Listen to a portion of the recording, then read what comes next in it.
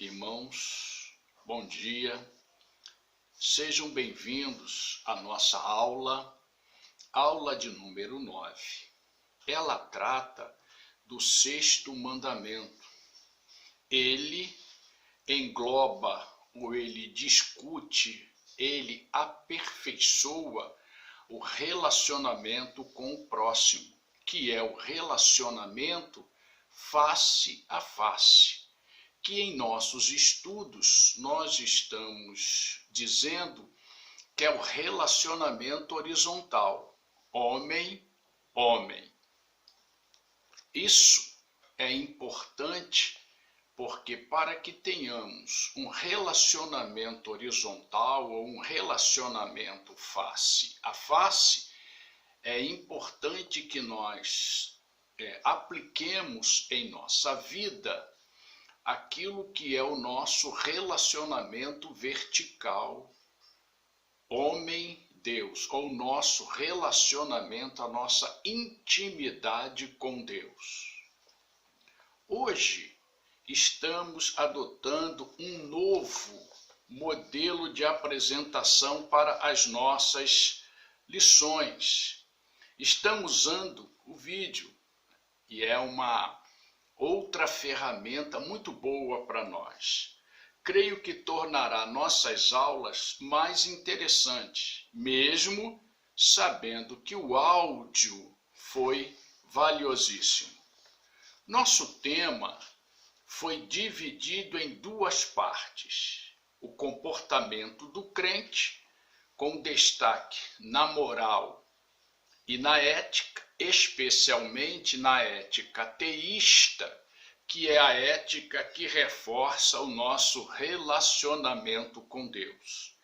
E também nos princípios bíblicos da ética cristã, com ênfase na relevância dos 10 mandamentos.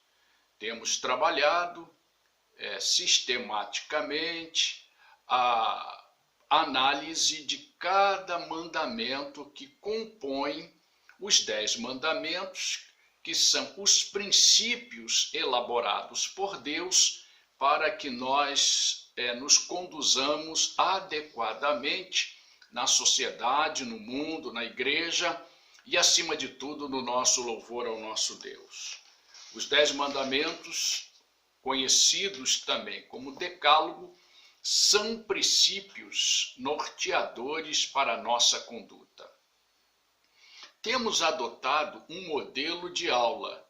Nele fazemos a oração como forma de louvor a Deus.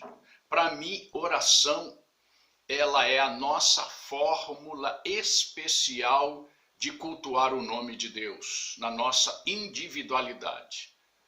Entendo que isso vem da explicação de Jesus Cristo, quando ele disse que deveríamos trancar a porta do nosso quarto, orar em secreto, e em secreto o Pai nos responderia. Entendo então que quando fazemos uso das nossas orações, nós estamos cultuando o nosso Deus, mantendo o nosso relacionamento com Ele e dizendo-lhe que nós o amamos e que dependemos dele para cada instante da nossa vida.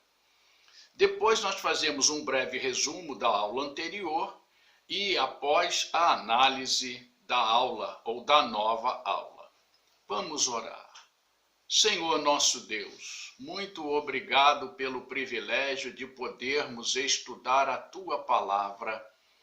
Muito obrigado porque sabemos que o Senhor é quem nos conduz. Muito obrigado porque sabemos que o Senhor tem o controle das nossas vidas. E agora te pedimos, ó Deus, que nos capacite para retermos em nossos corações princípios que nos farão obedientes à Tua voz e à Tua palavra, a fim de que vivamos mostrando a transparência de Jesus em cada ato que realizamos. Aceite a nossa oração, em nome de Cristo oramos. Amém.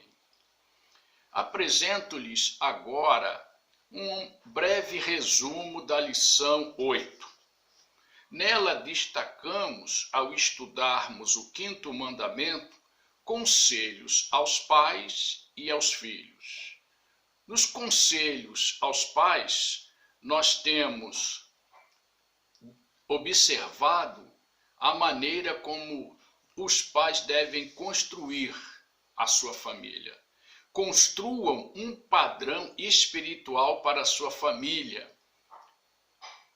Esse padrão nós dividimos de duas maneiras. Primeiro, um padrão moral e ético.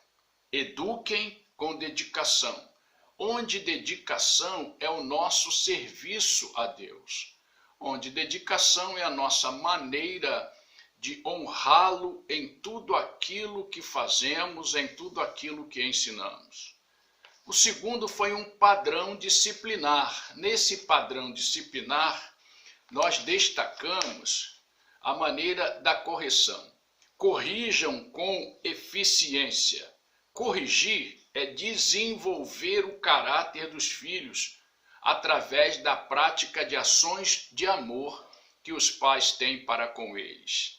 Não é tratá-los com crueldade, mas tratá-los de maneira que, em amor, possam corrigir os seus erros, fazendo-as pessoas hábeis, úteis, tanto para a sociedade quanto para a igreja, a fim de que o Senhor possa, se assim resolver, usá-los no ministério.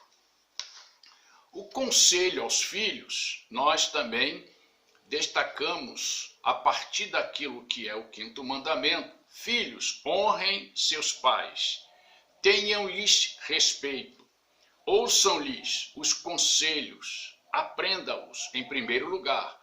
Ouçam-lhes os conselhos, aprenda-os. E em segundo, demonstrem gratidão, vivam sob as suas bênçãos, assim vocês terão vida longa. Essa é a consequência de nós honrarmos a Deus e honrarmos os nossos pais. O sexto mandamento está presente no Pentateuco, em Êxodo 20, 13, ou melhor, Êxodo capítulo 20, verso 13, e Deuteronômio capítulo 5, verso 17. Ambos têm a mesma redação: não matarás. O que significa essa recomendação? Como podemos entendê-la e, acima de tudo, aplicá-la à nossa vida? A palavra matar no hebraico significa ato de tirar uma vida, ou melhor, ato de se cometer um homicídio premeditado, que abrange como elemento principal não o ato, mas a intenção. Pensemos nisso, que abrange principalmente não o ato, mas a intenção. A intenção é o pecado que controla nossas ações. As nossas intenções são internas e, por serem internas, contaminam o nosso agir, porque determinam a maneira como nós vamos aplicar aquilo que já está retido em nosso coração. A recomendação de Deus a Caim mostra-nos isso. Em Gênesis capítulo 4, versos 6 e 7, tem essa admoestação a Caim. O Senhor disse a Caim: por que você está furioso? Por que se transtornou o seu rosto? Se você fizer o bem, não será aceito, mas se não o fizer, saiba que o pecado o ameaça à porta. Ele deseja conquistá-lo, mas você deve dominá-lo. Diante de nós, então, surge a pergunta: dominar o pecado é dominar o pensamento. Como é possível? Creio que na compreensão da palavra grega metanoia, que tem como significado transformação. Ela é formada por duas outras palavras: metá, que significa depois, e nous, que significa pensamento. Assim, seu significado é mudar o próprio pensamento, ou seja, transformá-lo pela ação do Espírito Santo em intenções puras. O Espírito Santo nos convence do nosso pecado para que as intenções dos nossos corações sejam intenções puras, intenções aonde elas na prática mostram os nossos atos de misericórdia. Ainda podemos admitir que é o processo de arrependimento do indivíduo convencido pelo Espírito Santo do seu pecado, convertendo-se à salvação de Jesus Cristo. Porque diz, e João fala sobre isso, que essa é a ação do Espírito Santo que nos convence do pecado, do juízo e da justiça. Então, como entender o sexto mandamento? Como podemos estudá-lo, avaliá-lo e aplicá-lo à nossa vida? O próprio Deus recomendou para certas atitudes humanas a aplicação da pena de morte. Ela foi estabelecida antes do Decálogo. Observemos na aliança com Noé. Gênesis, capítulo 9, versos 5 e 6. A todo aquele que derramar sangue, tanto homem como animal, pedirei contas. A cada um pedirei contas da vida do seu próximo. Quem derramar sangue do homem, pelo homem seu sangue será derramado, porque a imagem de Deus foi o homem criado. Precisamos ter sempre em mente, em nosso coração, que todos os seres humanos são criados à imagem e à semelhança de Deus. Não podemos perder essa premissa bíblica diante dos nossos olhos. Elas devem sempre estar, ou melhor, ela sempre deve estar como um entendimento e como um ensino. Todos os seres humanos foram criados à imagem e semelhança de Deus. Enquanto Deus veda aos homens o ato de matar, ele estabeleceu como Criador Supremo esse direito para ele. Poderia usá-lo quando o homem ofendesse a sua santidade. Em aulas anteriores, destacamos muito essa questão de santidade. Falamos muito sobre a santidade e que sem ela nós nunca veremos a Deus. Se não existir pureza em nosso coração, jamais conseguiremos entrar na presença de Deus. Nós não podemos macular nas nossas intenções e nos nossos atos a santidade de Deus. Então verifiquemos as condições aonde Deus falou sobre a pena de morte. A agressão aos pais. A primeira delas, a agressão aos pais. Êxodo, capítulo 21, verso 15. Quem agredir o próprio pai ou a própria mãe terá que ser executado. O segundo, o adultério.